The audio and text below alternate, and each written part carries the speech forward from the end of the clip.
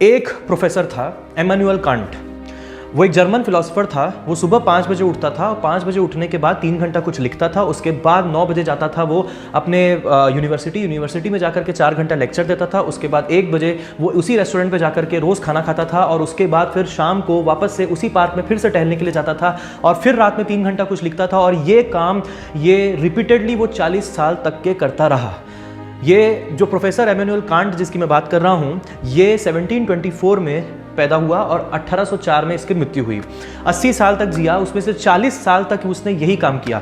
था ना बहुत ही बड़ा बोर भरा इंसान, मतलब बोरियत उसके अंदर से फूट फूट कर निकलती है। लेकिन ये डिसाइड करने वाला कि वो बोरियत से भरा हुआ इंसान था कि नहीं, वो आप कौन होते हो। तो ये जो ब्रूटल टॉक है, ये ब्रूटल टॉक इसी पे बेस्ड है कि ये होते कौन हो आप, ये डिसाइड करने वाले। क्यों ऐसा हो रहा है हमारे साथ कि हमने उस बंदे को सीधा एक बोरिंग का टैग दे दिया। ये पेन और प्लेजर क्या हो रहा है, बात को बड़े ध्यान से समझिएगा, बहुत इंपॉर्टेंट है आपके लिए। अगर आप ये चीज़ को समझ गए जो मैं आज समझाने वाला हूँ ना, इसके बाद आप अपने चीज़ों को पेन और प्लेजर में तौलना छोड़ दोगे और उसके बाद आप अपने काम पे फोकस होने की पूरी तरीके से कोशिश करने लग जाओगे। करोगे नहीं करोगे पूरा तो वो तो आपके ऊपर है, लेकिन हाँ ये गारंटी दे रहा हूँ कि सोचने को तुमको बहुत कुछ मिल जाएगा। बात समझो, जब हम छोटे होते हैं हमारे पास एक्सप्लोर करने के लिए बहुत कुछ होता है। मतलब इतनी सारी चीज़ें होती हैं कि भाई ये क्या चीज़ है, इसको छू के देखूं, यहाँ पे ये पंखा क्या है, कैमरा क्या है, इन सब चीज़ों को, मतलब एक छोटा बच्चे को अगर मैं यहाँ पे लेके आऊँगा ना, उसके पास एक्सप्लोर करने के लिए अपॉर्चुनिटीज़ बहुत ज़्यादा हैं। लेकिन आज की डेट में हम इतना एक्सप्लोर क्यों नहीं करते? क्योंकि हमने सब कुछ देख लिया है, ये रीज़न है क्या?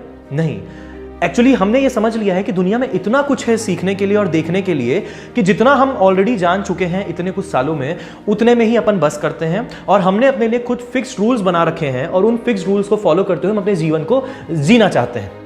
ये रूल्स हमने खुद भी बनाए हैं और यही रूल्स हमें किसी से पता भी चले हैं, मतलब पेरेंट्स से, आसपास के लोगों से, नेबर्स से, स्कूल्स कॉलेजेस से, हर जगह से कुछ रूल्स बनाए हैं कि भैया पढ़ोगे तो अच्छी नौकरी मिलेगी, है ना, नौकरी अच्छी मिलेगी तो शादी बढ़िया लड़की से हो जाएगी। हर चीज़ को हमने तौलना शुरू कर दिया है पेन और प्लेजर के टर्म्स में। ये ऐसा इसलिए हुआ है कि जब पहली बार फॉर एग्जांपल किसी ने लड़के ने, छोटे बच्चे ने आइसक्रीम चुराई थी अपने रेफ्रिजरेटर से, तो उसकी मम्मी ने उसको बहुत डांटा था। उसको आइसक्रीम, ये तो पता चल गया कि आइसक्रीम बहुत अच्छी चीज़ होती है, लेकिन ये भी पता चल गया कि चुराना अच्छी बात नहीं है। तो अब हमने उन चीज़ों को जनरलाइज कर दिया और अगर कभी भी कोई भी चीज़ को अगर हम इस तरीके से बिना किसी भी कंसेंट के अगर हम उठाने की कोशिश करते हैं तो हमारे दिमाग में चीज़ आती है कि हाँ, चोरी करना बुरी बात है, क्योंकि इसका रिजल्ट मैं पहले भी भुगत चुका हूँ अपने पास्ट में, बचपन में। तो बचपन से जो हमारे सेट ऑफ रूल्स बन जाते हैं उनको हम लोग थ्रू आउट लाइफ फॉलो करते चले जाते हैं, वो चाहे मॉरली सही हो या फिर वो मॉरली गलत हो। ये जो हमने over a period of time pain और प्लेजर का कॉन्सेप्ट गेन किया है कि अगर मैं ये पहनूंगा तो मैं अच्छा दिखूंगा, अगर फॉर एग्जांपल मैं यूट्यूब में वीडियोस बनाऊंगा तो मेरी फॉलोइंग बढ़ेगी, अगर फॉर एग्जांपल मैं इस तरीके से ये पढ़ाई करूंगा तो मुझे ये जॉब मिलेगी। तो हर चीज़ को हमने पेन और प्लेजर के तरीकों से नाप तौल दिया है। एक तरीके की ये ट्रांजैक्शन है, बार्गेनिंग है कि अगर मैं ऐसा करूंगा तो ही मेरे साथ ऐसा होगा। तो ऐसे में जो भी काम हम लोग कर रहे हैं, it is ultimately a means to a pleasurable end. कहीं ना कहीं हर काम को करने का जो एंड है ना, वो प्लेजरेबल है। और ये जो प्लेजर की डेफिनेशन हमें मिली है, ये हमारे बहुत ही पास्ट से मिली है। अब वही इमैनुअल कैंट पे मैं आता हूँ जहाँ से हमने स्टार्ट किया था, कि जहाँ पर हमें लगा कि वो तो भारी बोरिंग आदमी है, his life is so boring, right, his life is so much boring कि भाई वो क्या ही कर रहा है 40 साल तक के। लेकिन मैं आपको एक बात बता दूं, इमैनुअल कांट वो फिलोसोफर थे जिन्होंने वर्ल्ड को डेमोक्रेसी की परिभाषा समझाई, जिनकी वजह से आज इंडिया आप कह सकते हो एक डेमोक्रेटिक कंट्री है, क्योंकि डेमोक्रेसी की परिभाषा उन्होंने दी। उसके अलावा एनिमल्स के साथ बिहेवियर कैसा होना चाहिए वो उन्होंने लोगों को समझाया। उस समय तक के लोग एनिमल्स को बहुत ही हीन दृष्टि से देखते थे। एनिमल राइट्स के बारे में सबसे पहली बार उन्होंने बताया। He was so much a big philosopher, जो कि बड़े बड़े किंगडम्स, बड़े बड़े कॉन्स्टिट्यूशंस को चलाने में उनकी फिलोसफीज को वहाँ से लिया गया। तो ऐसे में आप ये समझिए कि वो बंदा जो 40 साल तक के एक ही काम कंसिस्टेंटली किया, वो बोरिंग नहीं था, वो आज जो हम जी रहे हैं उसका वो फाउंडेशन बना करके चला गया। और उस फिलोसोफर ने भी अपने बारे में यही कहा कि I don't think life as a transactional bargain.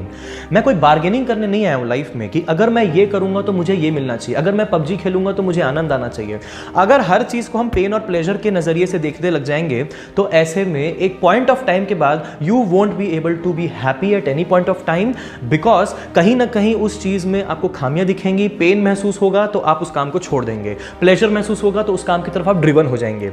जब आप उस काम को for the sake of that work only करते हैं कि मेरे को मजा आता है पढ़ाने में आज की डेट में, तो मैं लगा रहता हूं पढ़ाने में, 4-4 6-6 घंटे लगा रहता हूं, कंटिन्यूअसली लगा रहता हूं, क्योंकि मुझे मजा आता है उस चीज को पढ़ाने में, मुझे मजा आता है यूट्यूब में वीडियोस बनाने में। इट डज नॉट मैटर, मैंने कभी नहीं सोचा था कि 2 मिलियन के आसपास जो होंगे सब्सक्राइबर्स हो जाएंगे। मैं बस बनाता रहा, जब जब समय मिलता रहा बनाता रहा। तो जब कोई पूछे मेरे से कि भाई सक्सेस कैसे मिलती है, सक्सेस तब मिलती है जब आप उसको पेन और प्लेजर में काउंट करना छोड़ देते हैं और सिर्फ अपने काम में फोकस करते हैं। क्योंकि हमें ये कंडीशन कर दिया गया है बचपन से कि हम जो भी करेंगे उससे साथ एसोसिएटेड या तो कोई पेन होगा या तो कोई प्लेजर होगा।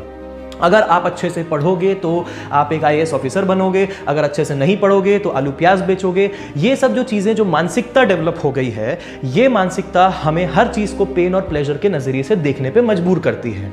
आपको चीज़ों को, अगर आपको लंबे समय तक के अपने गोल में कंटिन्यूसली फोकस रहना है, कुछ लोग बोलते हैं फोकस नहीं रह पाते, तो ब्रूटल टॉक है उन लोगों के लिए जो अपने गोल पे फोकस रहना चाहते हैं। अब आपको करना क्या होगा? अब आपको बस ये फोकस करना होगा कि अगर आप पढ़ाई कर रहे हैं तो just for the sake of studying focus on study, not for the sake of doing this और गेटिंग दैट। नो, अगर you will be focusing on study just for the sake of studying, it won't matter is it painful activity or pleasurable, because pain और pleasure से आता है comparison.